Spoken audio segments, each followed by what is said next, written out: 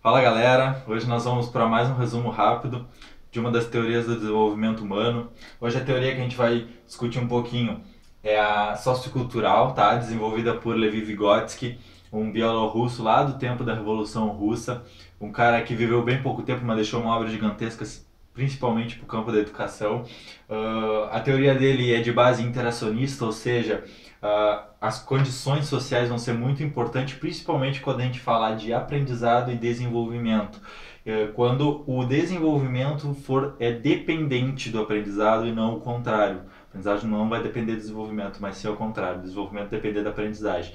Então nós vamos procurar entender isso um pouquinho. Bom, a primeira coisa que vale a pena a gente destacar aqui da teoria de Vygotsky é que o crescimento cognitivo ele vai se dar de forma colaborativa, ou seja, vai ser dependente de interação social. E a única coisa que vai poder contar, principalmente quando a gente vai falar de criança, de infância, são o que ele destaca como as reações inatas e instintivas, que se relacionam com a recepção, processamento e resposta de estímulos. A recepção, por exemplo, através dos sentidos, de como o estímulo que o mundo dá é recepcionado pela pessoa, o processamento, que já tem estruturas para isso, e como se dá a resposta, seja através do movimento, da fala, de alguma expressão.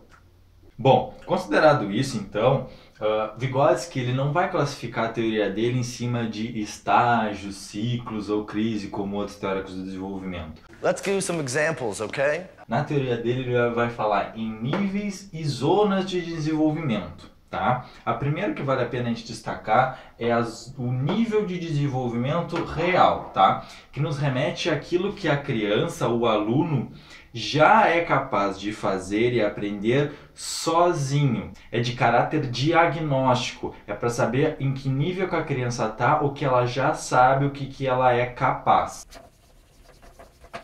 Quando a gente for falar do nível de desenvolvimento potencial, é tudo aquilo que a criança é capaz de aprender, porém ela precisa de auxílio de alguém para aprender determinada coisa. Então é tudo que ela pode aprender se ela tiver algum auxílio, alguma ajuda, tá? Considerado esses dois níveis de desenvolvimento, o primeiro que vai falar de uma dimensão do passado, que é o que a criança já sabe, de caráter diagnóstico. Segundo, a potencial, que vai falar do futuro, o que a criança pode aprender, mas porém precisa de auxílio.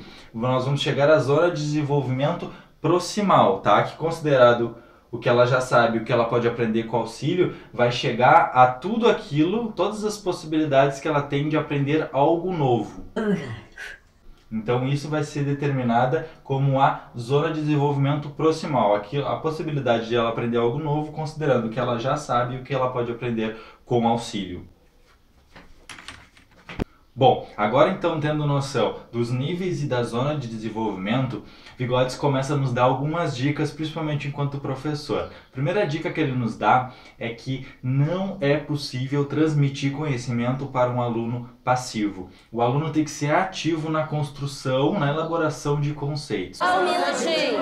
Olha só, oitava série. Vocês têm que decidir se vocês querem ou não assistir a aula. Isso quer dizer que não é possível ensinar para um aluno que não quer aprender. Ele tem que ser ativo junto ao seu processo de ensino-aprendizagem. Então, a primeira noção que ele vai nos dar é que dentro do desenvolvimento, exige motivação. O aluno precisa querer aprender, senão é impossível transmitir conhecimento para ele. O que tu aprendeu de história? Porra nenhuma.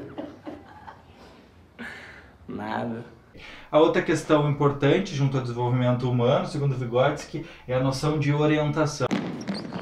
Lift, back, forward, I'm shooting. Então, é uma teoria interacionista. Depende de um mediador entre o conhecimento e o aluno para se sacramentar um processo de aprendizagem e de desenvolvimento. Então, vai depender sempre de orientação.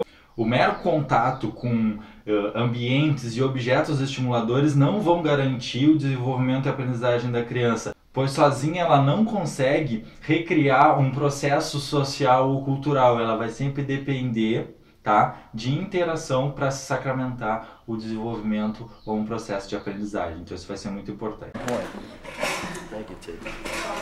Make sense? Junto dessa ideia de mediação, de orientação, vai nos remeter lá à atuação do professor. A vida prática do docente, como é que você vai se comportar, como será a escola do futuro, como será a sua prática pedagógica, de que lado você vai ficar, do lado do sistema, tapando os olhos, fazendo tudo do mesmo jeito, ou você vai ser lembro do educador e do professor.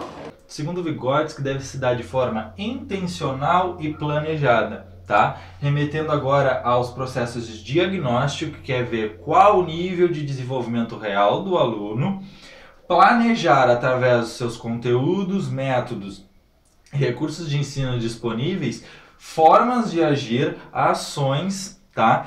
Que apenas auxiliem o aluno no processo de aprendizagem. Não que o professor faça atividade pelo aluno, tem que tomar cuidado com isso. Ele é um mediador, ele auxilia, o professor não deve fazer atividade pelo aluno. Caso, junto ao processo de diagnóstico, identificar, né, que o aluno tem alguma dificuldade ou incapacidade de aprendizagem ou desenvolvimento,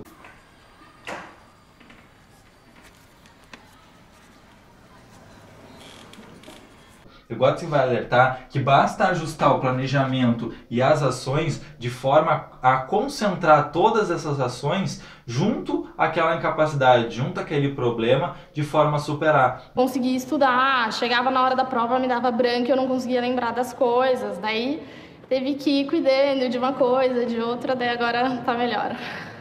Então é se concentrar no problema a fim de superar ele e garantir um processo de aprendizagem de qualidade.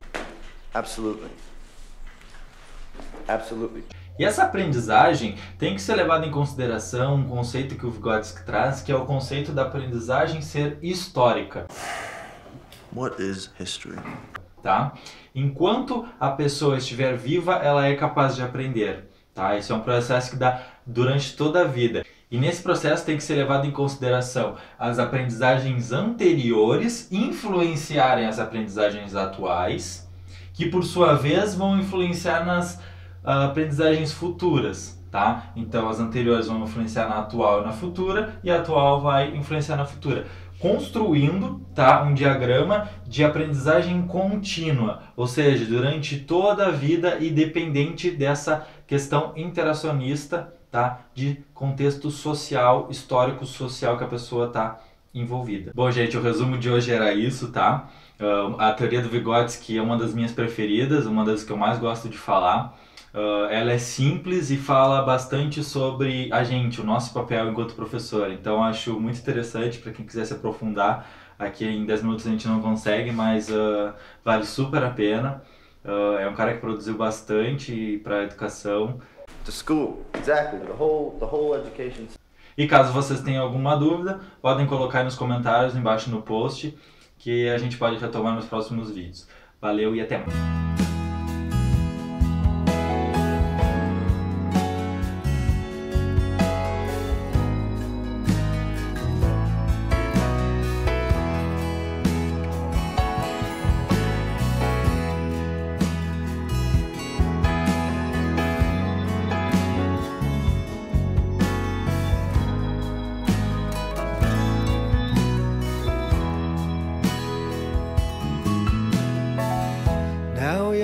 Stands a man in this lonely crowd, a man who swears he's not to blame,